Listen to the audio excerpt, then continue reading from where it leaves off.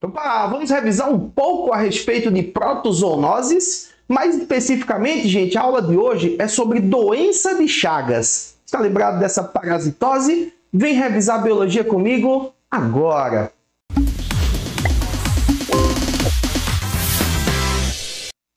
E aí, fofinhos, beleza? Eu sou o professor Jean Brito e esse é o canal Biologia na Veia, um canal de apoio aos seus estudos, e aqui a gente vai revisando biologia, seja respondendo questões ou com aulas teóricas aqui do conteúdo de biologia, a melhor disciplina do mundo, né?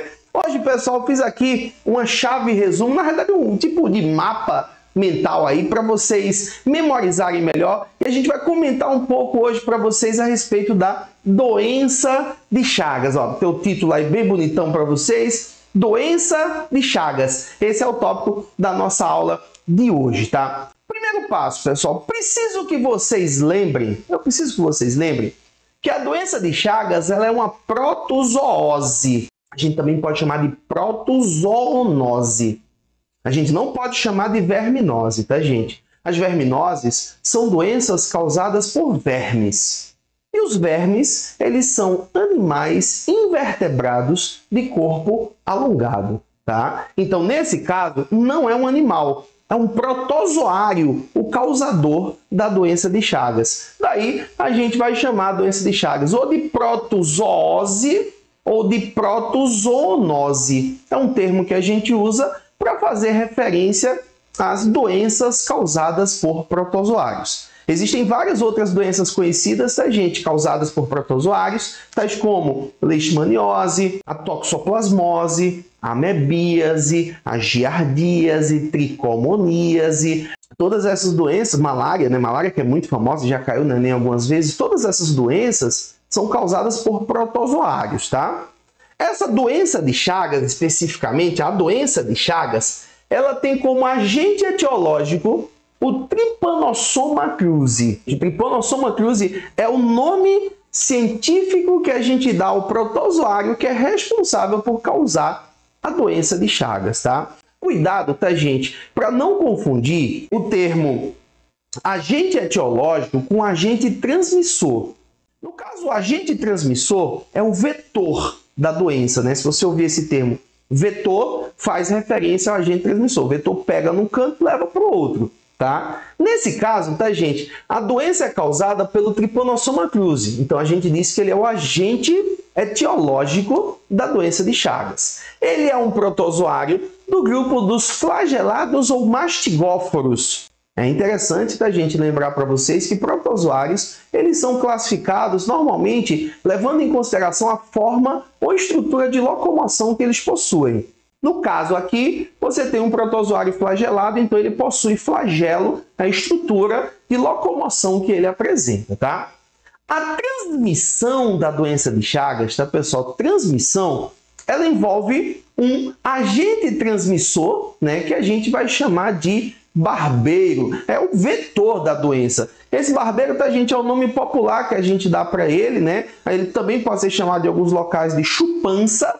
E eu tentei fazer o desenhozinho dele aqui, me arrisquei a tentar fazer o desenhozinho do barbeiro, tá, gente? E ele nada mais é do que um tipo de percevejo.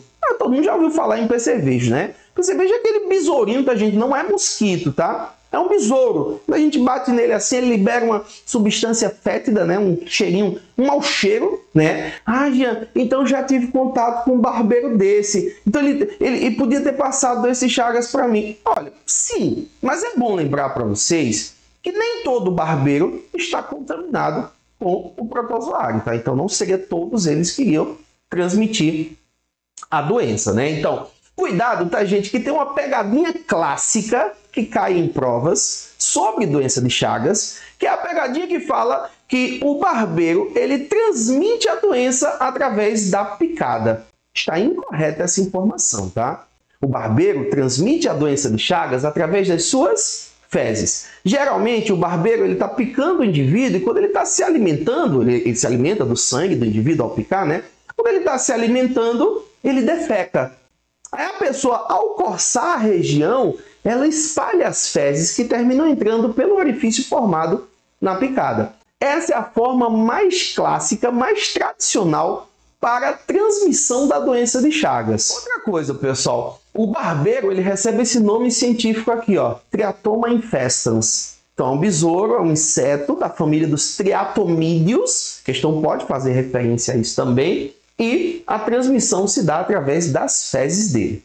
Aqui no Brasil, pessoal, ocorreram alguns casos meio que atípicos de transmissão da doença de Chagas através de alimentação.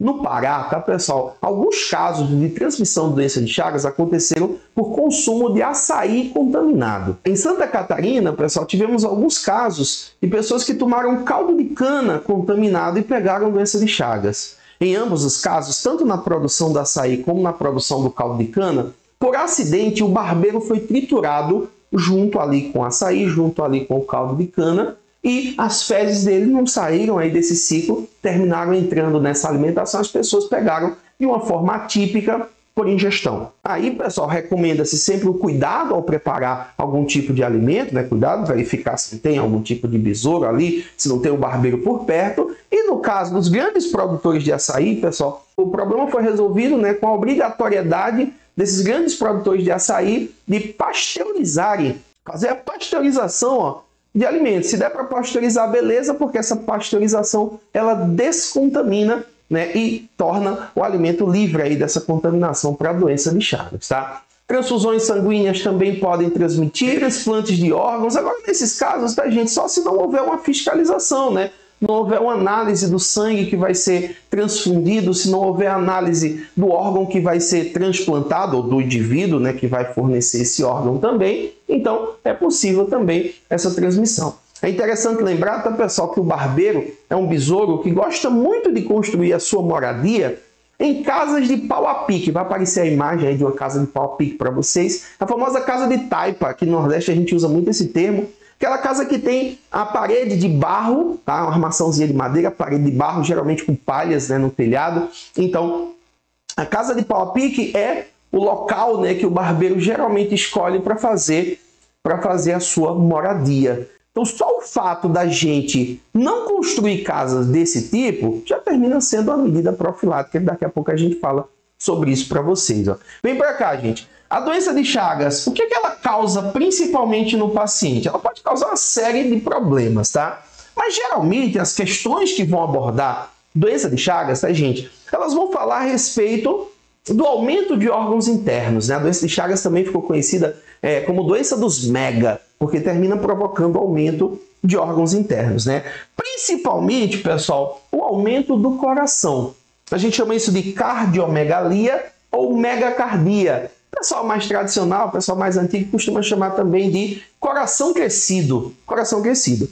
Esse aumento do volume do coração não acontece do dia para a noite, tá, gente? Geralmente acontece depois de vários anos do paciente contaminado. Ele vai sendo acompanhado e geralmente esse paciente sofre insuficiência cardíaca.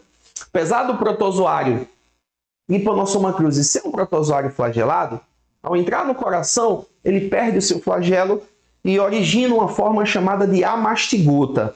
As duas formas, né, que a gente normalmente comenta quando está explicando o ciclo desse parasita no corpo humano e no barbeiro, são a forma tripomastigota, principalmente aí nesse caso aí, seria especificamente mais para o ser humano, né? Tripomastigota, e nesse caso, quando ele entra no coração, ele perde o flagelo em forma, origina uma forma chamada de amastigota. A quer dizer sem, mastigo vem de flagelo, é uma forma sem flagelo.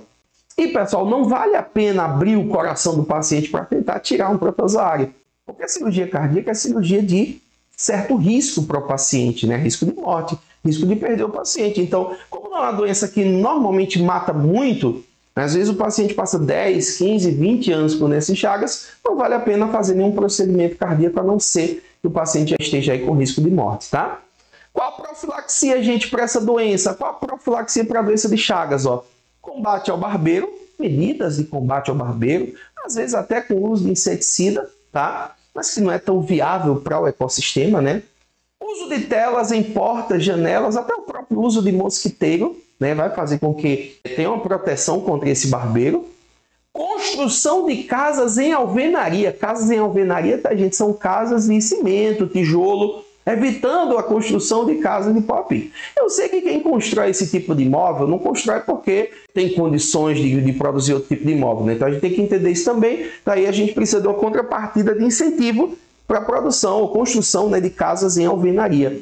Pasteurização de alimentos, tá, gente? É uma medida que evita que haja transmissão por via de ingestão, tá bom? Pois bem, pessoal, essa foi a nossa aula de hoje, né, na qual tentei fazer tipo uma chave resumo para a gente falar para vocês um pouco a respeito da doença de Chagas. Se você chegou até aqui, não deixa de dar um like aí nesse vídeo, né? Não esquece de compartilhar o vídeo, né? Vamos ajudar o nosso canal. Se inscreve no canal, compartilhe o vídeo e vamos juntos, né? Eu, você, até a sua aprovação. Um abraço e até a próxima aula.